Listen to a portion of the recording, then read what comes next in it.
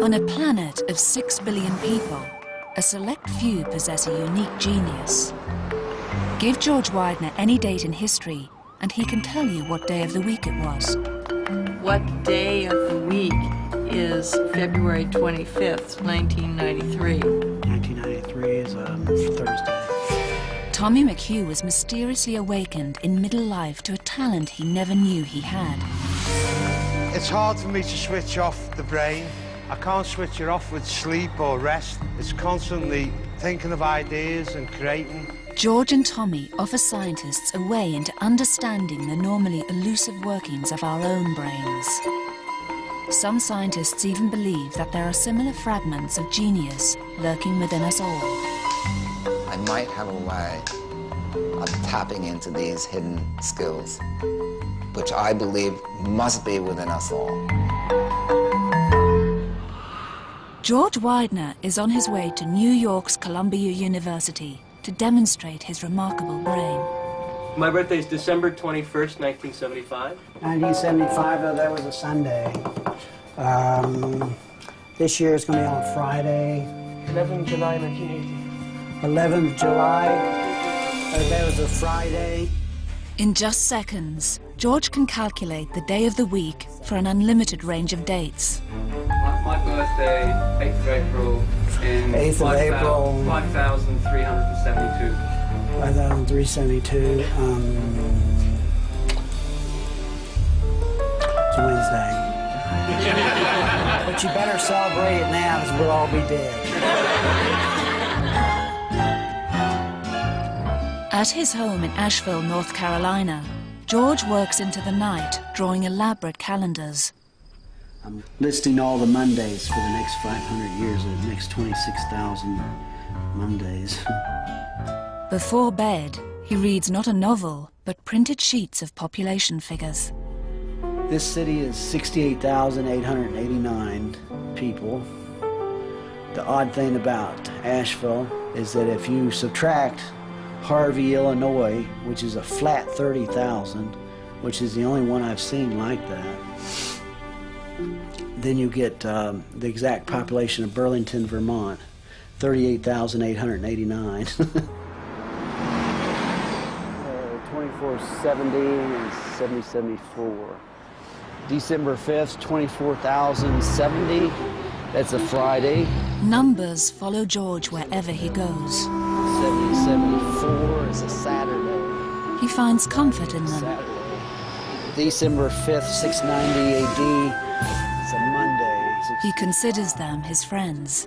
It feels relaxing. It's like music, you know. Music is, it's like numbers that are happening really, really fast in your head. Came here first time in 1784, when county established. December 5th, 1791 is today. George says no one ever taught him how to calculate calendars. In fact, he insists he's not calculating at all. I don't have no formulas or no kind of thing, but I kind of push and pull inside my head. It feels like more like I'm lining things up. Like if you lined objects up in a row, it feels like that, sort of like I'm just going through and lining them up. As recently as a decade ago, scientists could only guess. But the latest technology now enables them to probe more deeply. A top neurologist is going to try to discover what regions of George's brain are activated when he does his extraordinary maths. Get this show on the road.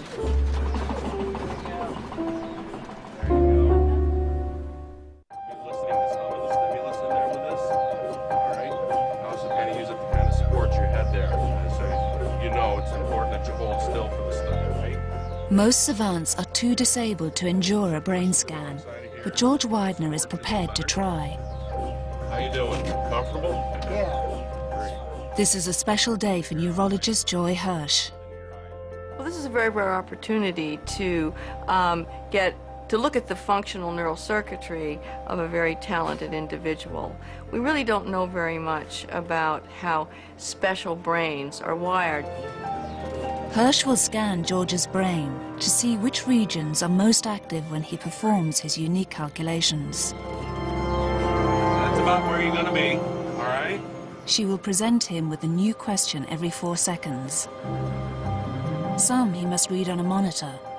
Others he must simply listen to through headphones. What day of the week is May 3rd, 1999? He's not allowed to move.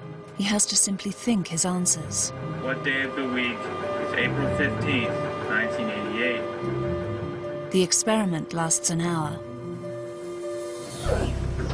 All right, you can take those earphones off.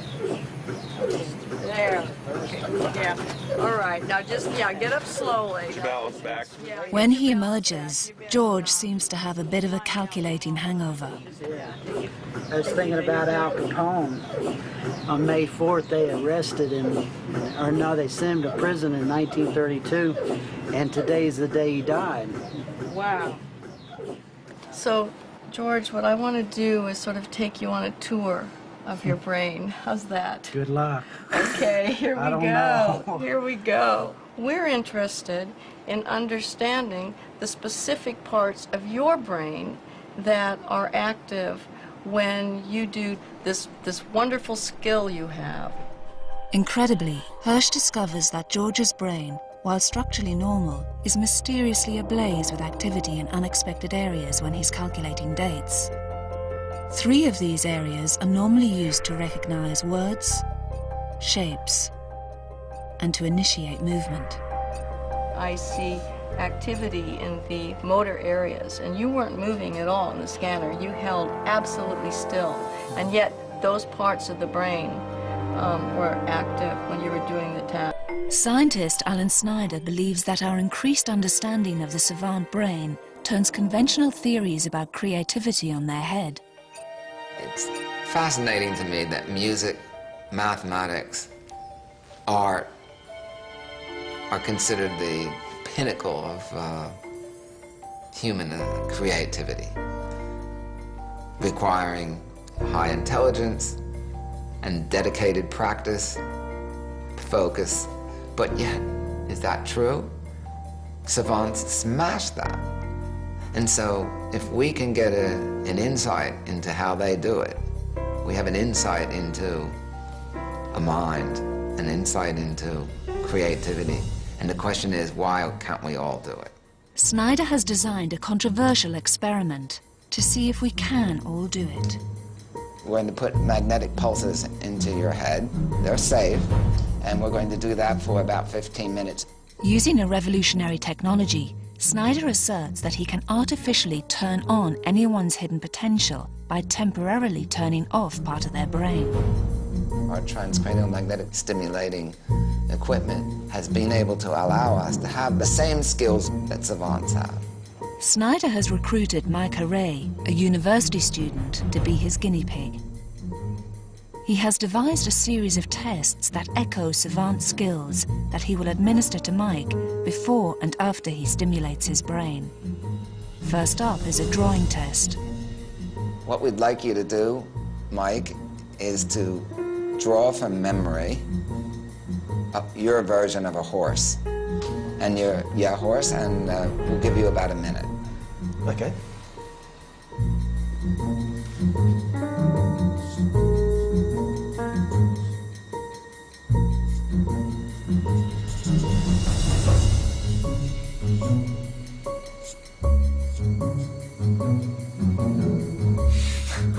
Yes. That's wrong. Thank you, Mike. In the next test, Snyder asks his subject to repeatedly read a familiar proverb. A bird in the hand is worth 2 in the bush. A bird in the hand is worth 2 in the bush. In fact, it's so familiar to Mike, he completely misses the repeated "the." A bird in the hand is worth 2 in the bush. Finally, Snyder has Mike try to replicate a truly awe-inspiring savant skill. There's a scene in Rain Man where a box of toothpicks are dropped on the floor, and instantly the savant guesses the number. 180. Mike has 1.5 seconds to count a mass of projected dots. 160. It seems an impossible task. 100.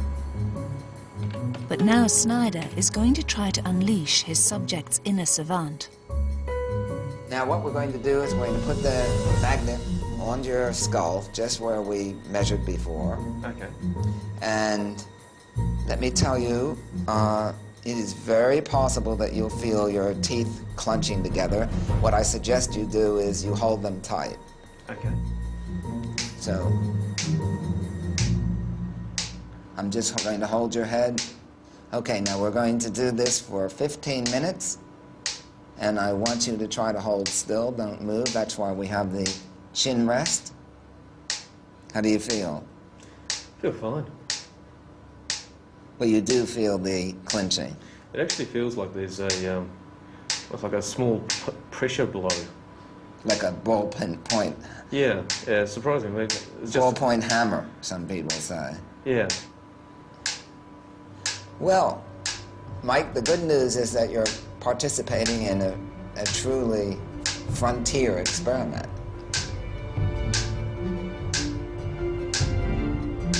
Ten seconds. Is Snyder for real? Will his newly manipulated subject be able to perform the remarkable skills of savants? Okay. Thank you, Mike. Watching exactly the spot in the brain they're targeting. For the past 15 minutes, Allan Snyder has been shooting magnetic pulses directly into the brain of his willing subject.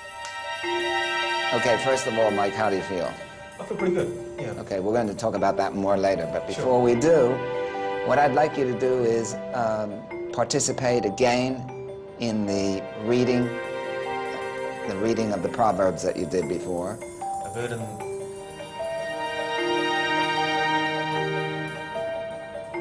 A bird in the other hand is worth two in the bush. The first surprise is that after the stimulation, Mike has instantly spotted the double V. Everybody sees the two V's, but they somehow don't access it. What the TMS does is what I think exists in a savant all the time, is that it gives you privileged access to lower level, raw sensory information that's obviously in all of us. Mike's brain now notices the double D because the magnetic stimulation beamed into his left hemisphere has turned off the higher thinking processes located there. This has caused his brain to switch on circuits in the right hemisphere that enable him to see detail more readily. You can look at the hemispheres as a struggle. There's a kind of tension between them, with the left normally oppressing or suppressing the right. And by inhibiting the left, we disinhibit, we free up the right. Again, I'm going to show you, as before, a number of dots on the screen, and I want you'll just have a moment to look at them, and I want you to tell me how many you see. Sure. When he first tried to count the dots, Mike seemed hesitant. But after a dose of magnetic stimulation, his responses are more confident. 103. 110.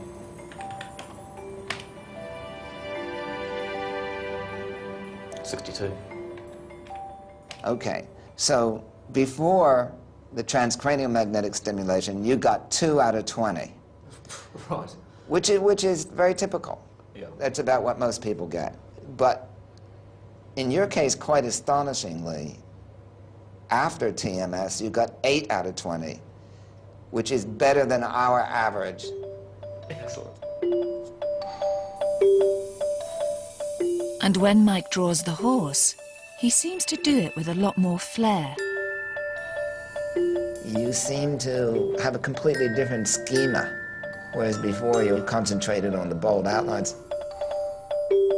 In each task, Mike exhibits a noticeable improvement, as Snyder has found in 40% of his subjects. The magnet's effects are fleeting. Within an hour, Mike's hidden talents will go back into hiding. But Snyder is not shying away from his ambitions. I would one day actually like to have a thinking cap. You know, this device that allows us to go against our evolutionary makeup. allows us to become literal, but a better way to say it, allow us to get rid of our prejudices just for a moment.